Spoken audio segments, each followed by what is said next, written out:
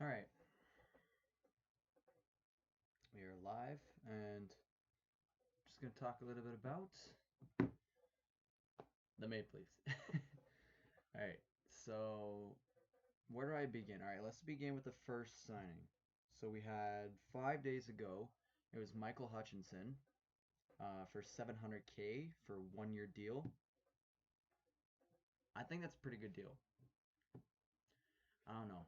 Um, Michael Hutchinson, he's a good goalie. He came from Winnipeg, and when he came from Winnipeg, he was their backup goalie. So I don't know. I don't want to throw Garrett Sparks under the bus for not being a good enough goalie last season, and Hutchinson did pretty good. I think his first game was against Minnesota. It was an afternoon game. At least lost that game, but he still played decent for a backup goalie. So, man, I want McElhaney back, but we can't get everything. So I think Garrett Sparks will end up being the backup goalie. I think Hutchinson will go down in the minors for now, and he'll be a good replacement for Sparks or anyone else the Leafs pick up. All right. Then we had 4 days ago, Kasperi Kapanen signed 3 years, 3.2 million on average, an average yearly salary. And then on the same day as well, Andreas Janssen, 4 years, $3.4 million AAV. So first, let's talk about Cap. Kasperi Kapanen, he's an outstanding player. He could play on any lines for the Maple Leafs. When he gets out there, he does a really good job of being a good assist man, like Nylander did the first couple years for Matthews, and he's pretty good at scoring. He's got a wicked snapshot, and yeah, I think that's good. What Kapanen got, I think 3.2 is a good amount for Kasperi Kapanen. Uh, Mainly because like he had a pretty good season last year, his best season for the Maple Leafs, and to only get 3.2, some people were saying 3.5, 4 million. So the fact that he only got 3.2 and he's a 20 goal scorer, maybe 30 next year, we don't know. He's probably going to play with some other players that we'll have to talk about later, but he's a third line guy. Possibly second with Matthews. I think Nylander will replace that spot. That's controversial, but yeah, for now he's a third line guy and he's getting a good amount of money. So then Andreas Janssen. Andreas Janssen, he is better than Kapanen, and a lot of people think he isn't. The reason he got 3.4 million was because his his contract was 4 years, not three. So it went up a little because it's more years, so he gets a little bit more per year. Um, Also, Andreas Johnson's a big body. He can throw his body around pretty well. He did pretty well helping out on Austin Matthews last season. He was when he gets in the ice, he was very noticeable. And I think when you put Matthews and Johnson together, it's a good combo. And Nylander's just that missing piece that really needs to come out next year. But I think Janssen will be on that second line. I think Janssen does have that edge over Kapanen because he is a little bit older. Um, so after Janssen, after the 4 years he'll be a UFA, and Kapanen I think will still be an RFA. So I think that's another reason why Janssen got offered 3.4 instead of 3.2 like Kapanen. So Janssen, controversial, better player than Kapanen, but he did get more, and I like the signing because a lot of people were saying 4 million for Janssen, which I think is ridiculous. But I think Kyle Dubas did really well there. Um, let's see what else we got here. Then the Leafs 3 days ago signed Martin Marincin for 1 year, 700,000. Uh, I think that explains it pretty much. Left-hand defenseman Martin Marincin. We've had him for a long time. Every time he plays with the Leafs, it's a little bit annoying. He just he gets on my nerves. he's not a superstar player. He's not a top six. He's maybe 8 or 9. Like he's gonna be on the Marlies next season. He's just a good depth player for the Toronto Maple Leafs, just in case any player gets hurt. So I think that was pretty good. 700,000. If I was Kyle Dubas or the GM of the Leafs, I think I would have offered around the same. So Martin Marincin, 700,000. Not nothing big to talk about. He's just another depth defenseman that the Leafs will need down the road. All right, and then we have the huge trade. July 1st, the Toronto Maple Leafs trade to the Ottawa Senators Nikita Zaitsev, Connor Brown, and Michael Carcone for, in exchange, Cody Ceci, Ben Harper, Aaron Luchuk, and a 2023rd round pick. Yeah, this trade I was not happy about at all. I think it was a stupid trade. I'm gonna be honest. I'm gonna be very honest about that. Nikita Zaitsev, even we love or hate him, we needed him. Okay, he was a top four defenseman. He is a really good defenseman. Cody Ceci is coming off a team that finished in last place. Okay, and he himself is not even that good. His plus minus, his goals, everything was bad last year, but he wasn't a bad team. I think Ceci will perform well on the Leafs, but judging by the amount that Darren Dreger said he was going to get, 4.5, just like Zaitsev, I think that's absolutely ridiculous for 1 year. Cody Ceci, I don't think he deserves 4.5 at all. Like, imagine playing. He's supposed to play on the second or third line, or I think he'll play on the third line. Imagine paying a third line defenseman 4.5 million, especially when you're trying to sign Marner. It's ridiculous. It's absolutely ridiculous. Connor Brown on that trade as well to Ottawa. I think it's a good trade for Brown. I think Brown is looking for a restart.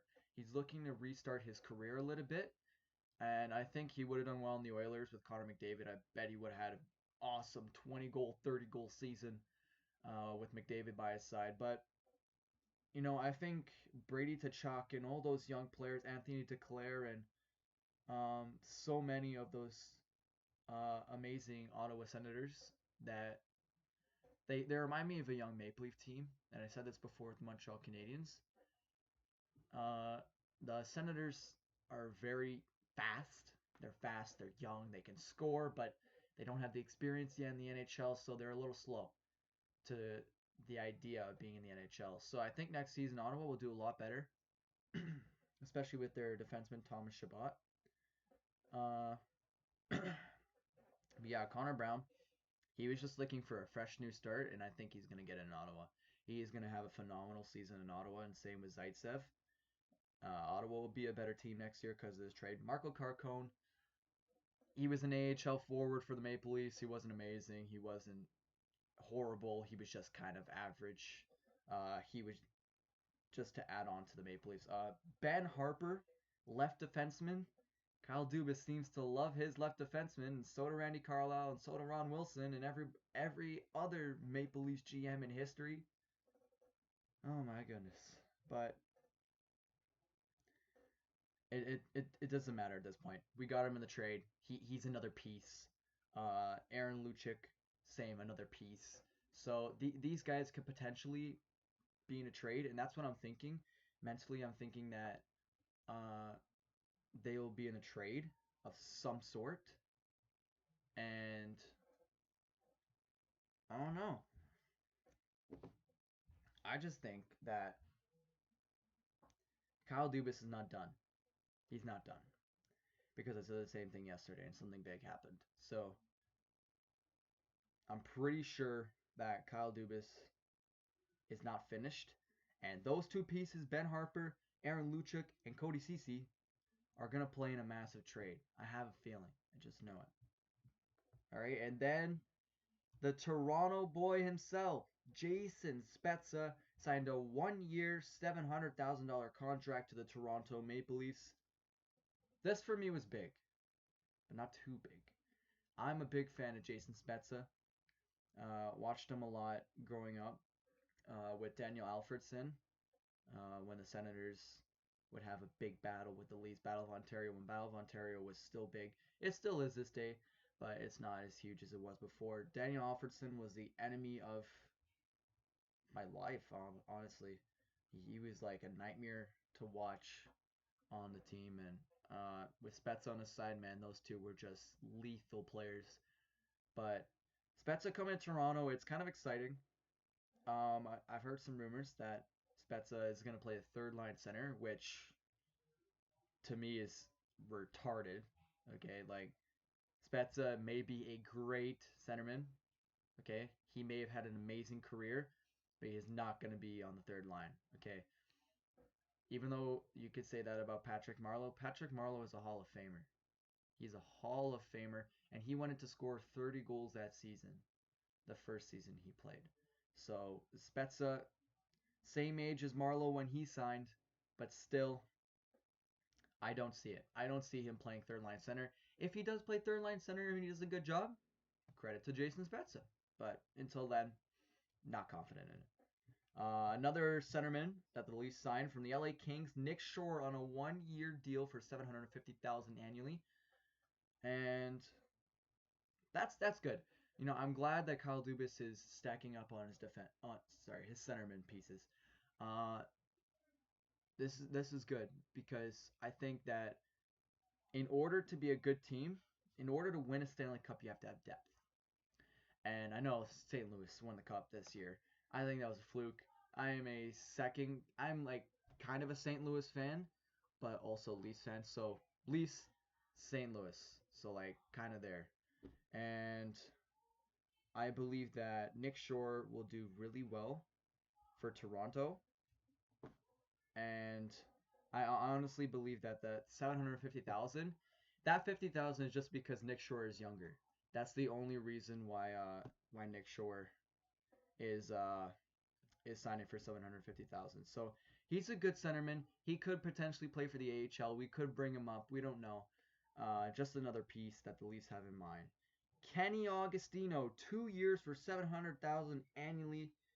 Uh, he had 30 points last season in 85 NHL games. He recorded 13 points in 27 games played with New Jersey this year. So he's an all right player. New Jersey didn't have a great season, but you know the Devils are going to be so much better this year. So much better. Unbelievable they're going to be. I think that Augustino could could be a fourth liner, could be a third liner. We don't know. We had no idea about Kasperi Kapanen when he came in that Phil Kessel trade. No idea, no clue. And then he came out of nowhere and he started playing unbelievable. Same with Janssen. Came up from the Marlies, started playing unbelievable. So you never know with these guys. You just got to sign them and hope that they play well. And that's worked out with Janssen and Kasperi Kapanen so far. So hopefully Kenny Augustino will be a player that can provide that. Kevin Gravel, 1 year, 700,000. Seen a lot of there's a repeat in a lot of these. Yeah, a lot of $700,000 contracts, but that's good. That's about an average for fourth line guy. Kevin Gravel, he's a defenseman. He's a lefty. Don't even get me started with lefties on this freaking team. 3 assists recorded this year in 36 games played with the Oilers. So he went down to the AHL. So he's an AHL defenseman, and that's not much. There's not much more I can say about that. He's an AHL defenseman, and he did, I guess, all right. He's just another defense death piece. And lastly, oh my goodness, I can't express enough how much this trade upset me. The Leafs trade Nazem Kadri, Kelly Rosen, and a 2020 third round pick for Tyson Barrie, Alex Kerfoot, and a 2026 round pick. This is tough. It was really tough to see Kadri go. It's like losing a brother, man. Kadri was unbelievable. I can't put into words how good he was. Played 10 years with the Maple Leafs. Drafted in 2009. Played till 2019 in the Toronto Maple Leafs. had over 5 or 6 30-goal seasons with Toronto. I mean, he was just he was a silent killer. He really was. We waited all those years for Nazem Kadri to finally get a shot as the number one center. Always behind some other center. Tyler Bozak came in after, and Kadri wasn't good enough, and everybody was talking about trading Kadri because he was worthless. And then Matthews came along, and Kadri got that 30-goal season, and then Tavares came along, and Kadri got put on the third line, and Kadri was done known as the best third line center in the NHL. I'm not sure if that's actually true, but I feel like you could claim it, and you'd probably be right. Yeah, losing Nazem Kadri was really tough. Seeing the trade pop up yesterday in my Instagram feed, that was that that that took a toll on me. And man, we love you, Kadri. We'll never forget you, buddy. Unbelievable player. Never forget him. Kelly Rosen. Kelly Rosen, I started to grow to this season. Uh, Good defenseman, but not quite there yet. He had some big minutes at the end of the season, and that's when I really started to notice him. When he started playing at the end of the season, he had some playoff games. Then eventually, Jake Gardner, Travis Dermott came back. But yeah, he was really good on the Marlies when they won the trophy last season, and I think he's gonna be okay on Colorado. He's gonna be okay. And then the Leafs get Tyson Berry, the second highest scoring defenseman since 2016. You want to know who the highest scoring defenseman is since 2016? It's Morgan Riley. So now the Leafs have the two highest scoring defensemen since 2016 in the NHL. I don't know what that says, but I'd like to think that Tyson Berry is a right-handed Jake Gardner. He is. He is totally right-handed Jake Gardner. And they had very similar stats. If you match up their stats, they have very similar stats comparing to each other. And we always wanted a really good right-handed defenseman. I think Kyle Dubas mentioned that he was going after PK Subban, he was going after Aaron Ekblad, he was going after Drew Doughty, he was going after all these amazing players at the trade deadline. Didn't pull the trigger, but man, having Tyson Berry, this is gonna be the deal breaker. I know it because when was the last time the Leafs had a good right-handed defenseman? When? Never. Never is the answer.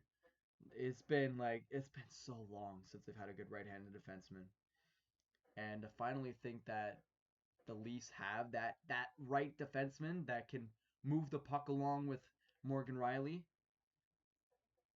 dude, I'm so happy Morgan Riley finally has a pairing. I thought that Jake Muzzin would be the good pairing, the amazing pairing for Morgan Riley. The grit that brings the passing and scoring from Morgan Riley, the grit and aggressiveness from Jake Muzzin. Yeah, he's left-handed, so that's not gonna work. But Tyson Berry, he's almost at Morgan Riley's level, but not there yet. Morgan Riley is the number one defenseman. Tyson Berry is the second or third line, second or third defenseman. So yeah, it's just unbelievable trade that the Leafs got here. And the best part about this entire trade is that Colorado is retaining half of Tyson Berry's salary. That means that only 2.75 million is going to be paid by the Toronto Maple Leafs for the season. So they're only paying my head. They're only paying 2.75 million to a defenseman that is a number 2 guy on the team. Wow, just crazy trade. I see how Colorado wanted Nazem Kadri so bad because he's Nazem Kadri. But yeah, crazy trade. Alex Kerfoot, really good player. Could potentially play as center for the Maple Leafs this season. I'm not too sure yet. We'll see how William Nylander plays. If Nylander stinks up the show this season, he could be gone. But he could switch to center. So the Leafs got options now. Now that they have Jason Spezza, Nick Shore, Alex Kerfoot. And a lot of things have been going around that Alex Kerfoot could potentially replace Zach Hyman. I don't think he'll replace him. Not at all. I don't think he'll replace Zach Hyman. I think he'll replace him for the time because Zach Hyman has that 6 months injury. There's 4 months left on the injury. Dear God, Zach Hyman, please get better, buddy. Yeah, 3 months on that injury left, so he'll be out until around November. But I think I did that math right. Nope, I didn't. Don't worry about it. He'll be out till about November, and Alex Kerfoot will probably play till then with Tavares and Marner. I could see that happening. I could definitely see Alex Kerfoot playing in that position. And yeah, that's pretty much it. So that's it for now. But I want to talk about some future stuff. I want to talk about Mitch Marner for a second because I don't get to enough. I talk too much about it with my family, and now I don't get enough to talk about to you guys. So Mitch Marner, unbelievable scorer, unbelievable assist man, crazy player, crazy puck mover, just downright stupidity on ice when he plays. It's just incredible to watch this guy. He's only 22 years old. He's turning 23 next season. And yeah, how much do we think he's going to get is the question. And some people ask me this question. Some people don't because they really don't care.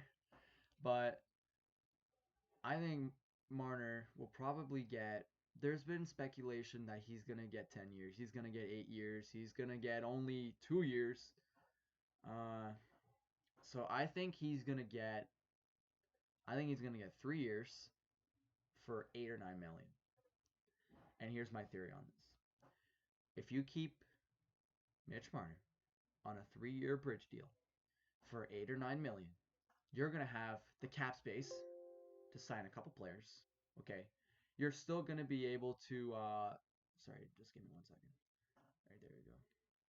All right, so you're still going to have the cap space to go and find another defenseman if you need to, get Cody Ceci out, and still have a bunch of money left.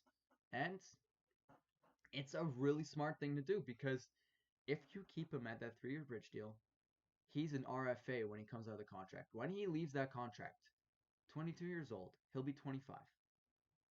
He will be 25 and still an RFA for the Toronto Maple Leafs. So that means nobody can pick up Mitch Marner. That means we still have control of him for that last year of the summer. So I think the bridge deal is the smartest thing to do for Kyle Dubas. I know he doesn't want to. I know he wants to sign him long term and not have to deal with this stuff again.